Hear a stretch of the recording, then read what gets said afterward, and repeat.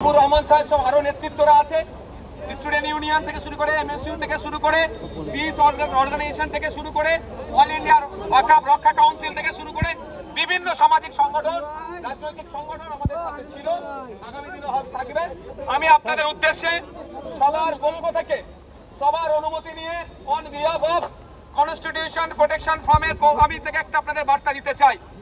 আপনারা যারা আজকে এখানে দাঁড়িয়ে আমাদেরকে স্বাগত জানালেন, তাদের উদ্দেশ্যে আমাদের স্পষ্ট বার্তা, আমরা নেতৃত্বরা আগামী পরিকল্পনা কি করব, শুধু একদিন জেলে রাখে আমাদেরকে ভয় দেখাতে পারবে না। আন্দোলন সংগঠিত করতে পারি, তার জন্য আমরা এখন আলোচনায় বসবো। তাই বন্ধুগণ, আপনাদের বলবো, আপনারা এখানে আস্তে আস্তে যে যার বাড়ি যাবেন, শান্তি শৃঙ্খলা ভাবে যেমন এসেছেন বাড়ি ফিরবেন।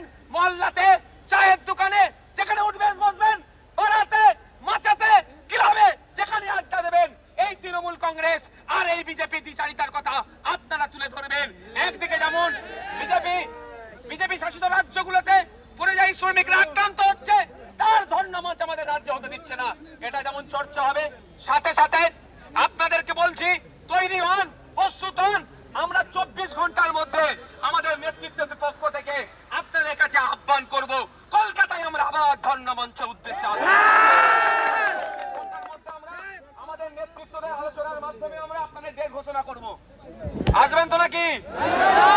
এটা টেলার ছিল তো নাকি? আমরা 7 দিন করবো বলে আমাদের কামরুজ্জামান ভাই, ইমতিয়াজ ভাই, আমাদের সারোয়ার ভাইরা, ওমর ফারুক ভাইরা, মাহিদারা আমরা আলোচনা করেছিলাম 7 দিন যেহেতু কম কম লোক নিয়ে এসে করবো। এই দেখছি এত হবে না, মমতা ব্যানার্জি ভাবছে এদের লোক কম আছে। তাই অনুরোধ আপনাদের, এখন আপনারা কোথায় যাবেন? শান্তি শৃঙ্খলার সাথে আপনারা বাড়ি যাবেন। আমরা যারা নেতৃত্বরা আছে আমাদের কাছে আপনাদের কাউকে থাকতে হবে না, ঠিক আছে? আপনারা বাড়ি যাবেন, আমরা নেতৃত্বরা একটা আলোচনা করে নেবো। এই যে বললাম না 1 সপ্তাহের মধ্যে 24 ঘন্টার মধ্যে আপনাদের জানাবো বললাম তো, কি হবে না হবে, কোথায় আমরা বসবো 24 ঘন্টার মধ্যে আপনাদেরকে আমরা জানাবো। আপনারা আস্তে আস্তে বাড়ি যাবেন, নেতৃত্বরা এখানে থাকবে। বাকি যাদের আমার নেতৃত্বের বাইরে যাদের সাধারণ কর্মীদেরকে অ্যারেস্ট করেছিল, আমাদের যারা বিভিন্ন সংগঠন থেকে এসেছেন, পলিটিক্যাল পার্টি থেকে এসেছেন, তাদের নেতৃত্বদেরকে আপনারা বীরের আকারে গ্রামে নিয়ে যে স্লোগান দিতে দিতে ঢুকবেন। আপনারা আমার নামে কারো স্লোগান নাই, আমার নামে স্লোগান নয় ভাই।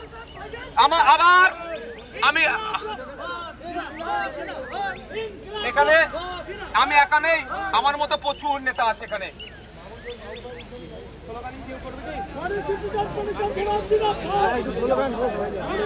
আপনারা হ্যালো, আমি অনুরোধ করব আপনারা আস্তে আস্তে বিদায় নেবেন। 24 ঘন্টার মধ্যে আপনাদেরকে আমরা জানিয়ে দেবো আবার কবে কলকাতায় আসতে হচ্ছে। আসবেন তো ভাই? একা আসবেন না পরিবার পরিজনকে নিয়ে আসবেন? শুনুন, একটা কথা বলি, এই লড়াই আপনার আমার একার লড়াই নয়, এই লড়াই আমাদের সমাজের প্রত্যেকটা স্তরের মানুষকে নিয়ে লড়তে হবে, সব সময়ের সাথে হবে। আমি